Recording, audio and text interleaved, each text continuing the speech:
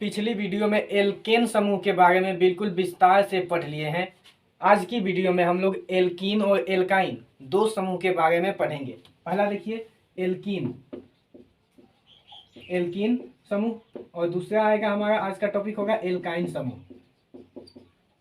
इन दोनों समूहों के बारे में आज बिल्कुल विस्तार से पढ़ेंगे। देखिए सबसे पहले देखते हैं एल्कीन का सामान्य सूत्र क्या होता है। तो एल्कीन का सामान्य सूत्र होता है CnH2n। CnH2n ये होता है एल्कीन का सामान्य सूत्र और एल्काइन का सामान्य सूत्र होता है CnH2n-2।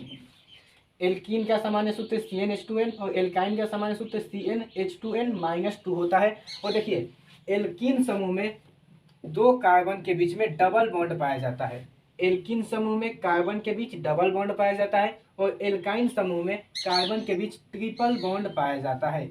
एल्काइन समूह में कार्बन के बीच ट्रिपल बॉन्ड पाया जाता है। आप लोग को पता है कि ये डबल बॉन्ड और ट्रिपल बॉन्ड बनता कैसे है, ये बताएं। पहले एल्कीन का समझते हैं हम लोग। ये डबल बॉन्ड बनता कैसे इसमें, जैसे कार्बन की हमें पता है कार्बन की परमाणु क्रमांक 6 होता है। जब इसका इलेक्ट्रॉनिक विन्यास करते हैं तो ये होता है 2 और 4, यानी कार्बन के अंतिम कोष में 4 इलेक्ट्रॉन आते हैं। तो 4 इलेक्ट्रॉन कार्बन के अंतिम कोष में आते हैं। तो देखिए जब कार्बन के अंतिम कोष में 4 इलेक्ट्रॉन आएंगे तो 2 कार्बन है, तो ऐसे 2 कार्बन सबसे पहले बना लेंगे। उसके बाद दोनों कार्बन के अंतिम कोष में 4 इलेक्ट्रॉन होंगे, ऐसे इसके पास भी 4 इलेक्ट्रॉन ऐसे। तो जैसे ये एक इलेक्ट्रॉन यहाँ पे और आ जाता है, ये भी एक इलेक्ट्रॉन यहाँ पे और आ जाता है और इन दो इलेक्ट्रॉनों से मिलकर ऐसे दो बंध बनता है कार्बन के बीच। ठीक है, देखिए इस सूत्र पे अगर हम n का मान रख सकते हैं 2, 3, 4, 5 या आगे तक कितना भी रख सकते हैं अपने मन से। देखिए n का मान अगर हम 2 रखते हैं तो क्या होगा, यहाँ पे n का मान रखेंगे 2 तो C2 हो जाएगा और हाइड्रोजन 2 पहले से है और n के जगह पे इंटू 2 रखेंगे तो ये हो जाएगा C2H4 हो जाएगा C2H4। तो देखिए इसका हम स्ट्रक्चर कैसे बनाते हैं C2H4 का। देखिए कैसे, सबसे पहले 2 कार्बन है तो 2 कार्बन को ऐसे कर लेते हैं, 2 कार्बन बना दिए। उसके बाद आपको हम बताएं कि इसमें एल्कीन समूह में कार्बन के बीच 2 बंध होता है, तो 2 बंध ऐसे लगा दिए। अब इस 2 बंध में इस कार्बन के 2 इलेक्ट्रॉन और इस कार्बन के भी 2 इलेक्ट्रॉन आ गए। अब कार्बन के पास 4 इलेक्ट्रॉन थे तो 2 इलेक्ट्रॉन इसके पास बचेंगे और 2 इलेक्ट्रॉन इस कार्बन के पास बचेंगे। तो अब देखिए इस एक इलेक्ट्रॉन को संतुलित करने के लिए यहाँ पे एक हाइड्रोजन दे दिए और इस एक इलेक्ट्रॉन के लिए भी एक हाइड्रोजन दे दिए। अब यहाँ पे 2 बचे हैं तो 2 हाइड्रोजन यहाँ पे भी दे देते हैं। ऐसे हमें पता है कि हाइड्रोजन के पास एक इलेक्ट्रॉन होता है, हाइड्रोजन के अंतिम कोष में एक ही इलेक्ट्रॉन होता है, तो एक इलेक्ट्रॉन ऐसे, सभी हाइड्रोजन के पास एक एक इलेक्ट्रॉन होगा। तो ऐसे देखिए एक बंध ऐसे बन जाएगा, एक बंध ऐसे, एक बंध ऐसे और एक बंध ऐसे। ये हाइड्रोजन को देखेंगे तो ऐसे हो जाएगा, ये ऐसे इस प्रकार से बन जाएगा। अब देखिए हमें पता है कि किसी भी तत्व को अस्थायी होने के लिए उसके अंतिम कोष में 8 इलेक्ट्रॉन होने चाहिए, तभी वो तत्व अस्थायी हो सकता है। देखिए यहाँ से अगर हम गिनेंगे, इलेक्ट्रॉनों की बात करें तो गिनेंगे इस कार्बन के पास क्या 8 इलेक्ट्रॉन है। तो देखिए 2 इलेक्ट्रॉन यहाँ, 2 इलेक्ट्रॉन यहाँ, 4 इलेक्ट्रॉन हुए और 2 यहाँ और 2 यहाँ, 8 इलेक्ट्रॉन हुए, यानी ये कार्बन संतुलित है, ये अस्थायी है। अब ये अपनी जगह से हिलेगा नहीं, एक जगह पे अस्थायी रहेगा। इस कार्बन को भी अगर देखा जाए तो ऐसे होगा। इस कार्बन के पास देखिए 4 बंध है, यानी 4 बंधों से मिलकर 8 इलेक्ट्रॉन है इसके पास, तो ये कार्बन भी अस्थायी है, अभी अपनी जगह से नहीं हिलेगा, अस्थायी रहेगा। अब अगर पूछा जाए कि इस संरचना में कितने आबंध हैं, इस संरचना में आबंधों की संख्या अगर पूछा जाए तो देखिए कैसे निकालेंगे। बंध कितने दिखाई दे रहे हैं, 1, 2, 3, 4, 5 और ये 6, यानी 6 आबंध इसमें दिखाई दे रहे हैं इस संरचना में। तो इस पूरे संरचना में कितने बंधों की संख्या हो जाएगी 6। यानी ये पूछा जाए कि इस फार्मूला में C2H4 में आबंधों की संख्या कितनी है, तो 6 हो जाएगी आबंधों की संख्या इसमें। और इस फार्मूला का नाम अगर पूछा जाए तो नाम क्या होगा। पिछली वीडियो में आपको बताए थे 2 कार्बन होते हैं तो 2 कार्बन के लिए एथ लगाते हैं, एथ, 2 कार्बन के लिए नाम एथ आता है। और एल्कीन समूह का है तो एल्कीन समूह के लिए अनुलग्न इन होता है, तो यहाँ पे प्लस एथ प्लस इन लगाएंगे तो ये क्या बन जाएगा, दोनों मिलाकर ये बन जाएगा एथीन ऐसे। तो इसका नाम हो जाएगा, इस फार्मूले का नाम C2H4 का नाम हो जाएगा एथीन। ये हो गया इसका नाम, ये हो गया इसकी संरचना। इसमें बंधों की संख्या हो गई 6। ठीक है, तो एल्कीन आपको समझ में आया। अब देखिए यहीं पे n के जगह पे 3 रखते हैं तब क्या होता है, इसको मिटाते हैं। n के जगह पे 3 हम रखते हैं तो क्या आता है, देखिए n के जगह पे जब 3 रखेंगे तो यहाँ पे 3 तो ये 3 हो गया, और यहाँ पे n के जगह पे भी 3 रखेंगे। तो पहले h है तो h लिख लेते हैं, यहाँ पे 2 है तो 2 इंटू, यहाँ पे कुछ नहीं है तो मल्टीप्लाई है तो n के जगह पे 3, तो क्या हो जाएगा ये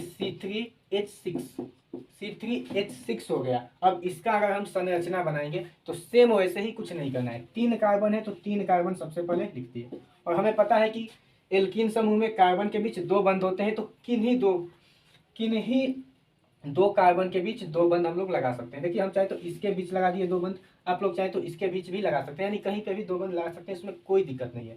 अब देखिए, अब इस कार्बन के पास कितने इलेक्ट्रॉन बचे, 2 इलेक्ट्रॉन तो यहाँ पे लग गए, अब बचे बाकी इसके पास शेष 2 इलेक्ट्रॉन, तो 2 इलेक्ट्रॉन ये हो गए। इस कार्बन के पास भी 2 इलेक्ट्रॉन इसके यहाँ पे खर्च हो गए, और एक बंध से इस कार्बन के साथ जुड़ेगा ये, तो 1 इलेक्ट्रॉन इसमें खर्च हो गए। इसके पास 1 इलेक्ट्रॉन और बचा, तो 1 इलेक्ट्रॉन यहाँ पे दे देते हैं, और इसके पास देखिए 1 इलेक्ट्रॉन यहाँ पे खर्च हो चुके हैं, इस बंध में लग गए, और 3 इलेक्ट्रॉन और बचे, तो 3 इलेक्ट्रॉन यहाँ पे ऐसे दे देते हैं। ठीक है, अब देखिए इस सभी एक एक इलेक्ट्रॉन को अस्थायी करने के लिए एक एक हाइड्रोजन आते हैं इसके पास, तो एक हाइड्रोजन यहाँ पे, एक हाइड्रोजन इस इलेक्ट्रॉन के पास, एक हाइड्रोजन इस इलेक्ट्रॉन के पास, यहाँ पे भी 1 इलेक्ट्रॉन है तो 1 इलेक्ट्रॉन, एक हाइड्रोजन यहाँ पे, यहाँ पे 2 इलेक्ट्रॉन है तो 2 हाइड्रोजन यहाँ पे, ऐसे एक बंध ये बनेगा, एक बंध ये बनेगा, एक बंध ये, और एक बंध ये, एक बंध ये। ठीक है, अब अगर पूछा जाए कि इस बंध में किसके किसके इलेक्ट्रॉन है, क्या सिर्फ कार्बन के इलेक्ट्रॉन है या सिर्फ हाइड्रोजन के इलेक्ट्रॉन है, तो ऐसा कुछ नहीं है। इस एक बंध में पता है, एक बंध में 2 इलेक्ट्रॉन होते हैं, तो इसमें 1 इलेक्ट्रॉन इस कार्बन के है, 1 इलेक्ट्रॉन इस हाइड्रोजन का है, दोनों के एक एक इलेक्ट्रॉन मिलने से एक बंध बना हुआ है, और इस बंध पे यानी इस दोनों इलेक्ट्रॉन पे हाइड्रोजन का भी बराबर हक होगा और कार्बन का भी बराबर हक होता है। तो ये बात आपको समझ में आई, इसकी संरचना तैयार हो गई। ये C3H6 की संरचना ये होगी। अब इसमें पूछा जाए बंधों की संख्या, यानी बंधों की संख्या कितनी होगी, तो 1 2 3 4 5 6 7 8 9, यानी 9 इसमें आबंधों की संख्या होगी। आबंधों की संख्या कितनी होगी, 9। आबंधों की संख्या हो जाएगी 9। या फिर यहाँ से भी एक चीज देख सकते हैं, इसकी संख्या और इसकी संख्या जोड़ देंगे, कार्बन और हाइड्रोजन की संख्या जोड़ देते हैं तो बंधों की संख्या निकल जाती है। ठीक है, अब इसका पूछा जाए नाम, तो नाम क्या होगा, आपको कल के वीडियो में लिखवाए थे कि 3 कार्बन के लिए नाम आता है प्रोप, 3 कार्बन के लिए प्रोप नाम आता है। ठीक है, तो 3 कार्बन है तो 3 कार्बन के लिए नाम आ गया प्रोप। और देखिए कौन से समूह का है, एल्कीन समूह का है, तो एल्कीन समूह के लिए अनुलग्न इन होता है, तो प्रोप प्लस इन यहाँ पे जोड़ेंगे तो ये क्या हो जाएगा, ये हो जाएगा प्रोपीन। इसका नाम क्या हो गया, C3H6 का नाम प्रोपीन। तो बंधों की संख्या 9 और इसका संरचना ये हो गया। बिल्कुल एल्कीन समूह समझ में आया अच्छे से। अब देखिए इस पे चाहे आप लोग तो इन के जगह पे 4 5 6 7 कितना भी रख के आप लोग इसकी संरचना बना सकते हैं, इसका नाम लिख सकते हैं। नाम लिखने के लिए पिछली वीडियो में बताए हैं क्या होता है, उसको आप देख लीजिएगा एक बार ताकि अच्छे से क्लियर हो जाए। अब देखिए आते हैं हम लोग एल्काइन समूह में। अब आते हैं एल्काइन समूह में। ठीक है, एल्कीन समूह क्लियर हुआ, एल्काइन समूह में आते हैं। एल्काइन समूह क्या होता है, एल्काइन समूह का सामान्य सूत्र अभी बताए हैं, CnH2n-2 CnH2n-2 होता है इसका सामान्य सूत्र। और इसमें कार्बन के बीच में 3 बंध लगे होते हैं, किन्हीं 2 कार्बन के बीच में 3 बंध लगे होते हैं, इससे इसकी पहचान होती है कि ये एल्काइन समूह का है। अब देखिए N के जगह पे यहाँ पे भी 2 3 4 5 कुछ भी रख सकते हैं। यहाँ पे देखिए पहले हम 2 रख के चेक करते हैं। N के जगह पे यहाँ पे 2 रखेंगे तो C2H, 2 पहले से है तो 2 इंटू N के जगह पे 2 तो 2 और माइनस 2 है तो 2, वैसे ही क्या हो जाएगा C2 और हाइड्रोजन 4 में से 2 घटाएंगे कितना हो जाएगा 2, C2H2 ये हो जाएगा C2H2 इसका फार्मूला हुआ। अब इसकी अगर संरचना बनाते हैं तो देखिए कैसे बनेगा। 2 कार्बन है तो 2 कार्बन के लिए ऐसे, सबसे पहले 2 कार्बन ऐसे बना दिए, और 3 बंध है, हम जानते हैं कि 3 बंध होता है तो 3 बंध इसके बीच में लगा दिए। अब देखिए 3 बंध लगा तो दिए, अब आपको पता होना चाहिए कि इस 3 बंध में इस कार्बन का भी 3 इलेक्ट्रॉन होगा और इस कार्बन का भी 3 इलेक्ट्रॉन होगा, तो 3 इलेक्ट्रॉन इसका खर्च हो गया, 3 इलेक्ट्रॉन इसका खर्च हो गया, बचा कितना, इसके पास 1 इलेक्ट्रॉन, इसके पास भी 1 इलेक्ट्रॉन। तो इस 1 इलेक्ट्रॉन को संतुलित करने के लिए 1 हाइड्रोजन यहाँ, और इसको संतुलित करने के लिए 1 हाइड्रोजन यहाँ, तो ऐसे एक बंध ऐसे बन गया। देखिए संरचना बिल्कुल यही तैयार हुआ, यानी कार्बन 2 और हाइड्रोजन 2, जो सूत्र हम बनाए थे बिल्कुल इस सूत्र के समान संरचना तैयार हो गया हमारा। ठीक है, अब देखिए इसका अगर नाम लिखने के लिए आता है तो इसका नाम कैसे लिखेंगे। 2 कार्बन के लिए अभी आपको बताए हैं एथ होता है, 2 कार्बन के लिए एथ, यानी इस कार्बन के लिए एथ आ गया, और कौन से समूह का है, एल्काइन समूह का है। तो एल्काइन समूह में अनुलग्न होता है आइन, ये होता है आइन। तो एथ प्लस यहाँ पे लिखेंगे आइन, एथ प्लस आइन, तो दोनों मिलकर क्या हो जाएगा, ये हो जाएगा एथाइन। यानी ये C2H2 का नाम क्या हुआ, एथाइन हो गया इसका नाम। और इसमें आबंधों की संख्या निकालना चाहे तो देखिए, एक आबंध यहाँ पे और 3 यहाँ पे, 3 एक 4 आबंध और एक यहाँ पे 5 आबंध। यानी इस एथाइन में कितने आबंध हो जाएंगे, तो 5 आबंध हो जाएंगे। एथाइन में आबंधों की संख्या अगर पूछे तो 5 आबंध हो जाएंगे। इसका फार्मूला पूछे तो C2H2 हो जाएगा, इसकी संरचना पूछे तो ये हो जाएगा संरचना इसका, ठीक है। अब देखिए n के जगह पे अगली कोई संख्या रख के देखते हैं क्या आता है। यहाँ पे अगर हम n का मान, चलिए आप लोग बोलेंगे छोटा छोटा ही लेते हैं, इसमें बड़ा लेते हैं, 5 रख देते हैं n का मान, ठीक है। n का मान 5 रखते हैं तो C5H 2 है तो 2 इंटू n के जगह पे 5 और -2 है तो -2 कर दिए। तो ये क्या हो जाएगा, C5 हाइड्रोजन 10 में से 2 घटाएंगे 8 हो जाएगा, 10 - 2 8, C5H8 इसका फार्मूला हो गया। इसका फार्मूला C5H8 हो गया। अगर इसकी संरचना बनाएंगे तो कार्बन 5 है ना, तो सबसे पहले 5 कार्बन, 4 3 4 5 कार्बन ऐसे, और 3 बंध होते हैं एल्काइन समूह में। तो किसी के भी बीच में हम लोग 3 बंध लगा सकते हैं। अगर यहाँ पे लगाना चाहे यहाँ पे लगा दे, यहाँ पे लगा दे, यहाँ पे लगा दे, कहीं पे भी लगा सकते हैं। तो हम यहाँ पे लगा देते हैं 3 बंध, 1 2 और 3, ये 3 बंध लग गए इसमें। अब देखिए इसका 3 इलेक्ट्रॉन यहाँ खर्च हो गया, इसके पास बचा 1 इलेक्ट्रॉन, तो 1 इलेक्ट्रॉन यहाँ आ जाएगा, इसके साथ एक बंध बना देगा। इसका 3 इलेक्ट्रॉन खत्म हो गया, 1 इलेक्ट्रॉन बचा, तो इसका 1 इलेक्ट्रॉन इसके साथ बंध बना लेगा, ठीक है। तो इन दोनों का देखें तो चारों इलेक्ट्रॉन खर्च हो चुके हैं। अब इनके पास हम कोई हाइड्रोजन नहीं लगाएंगे। इसके पास देखिए 1 इलेक्ट्रॉन इसका खर्च हुआ, 3 इलेक्ट्रॉन इसके बचे हुए हैं, तो 3 हाइड्रोजन यहाँ पे लगा देते हैं।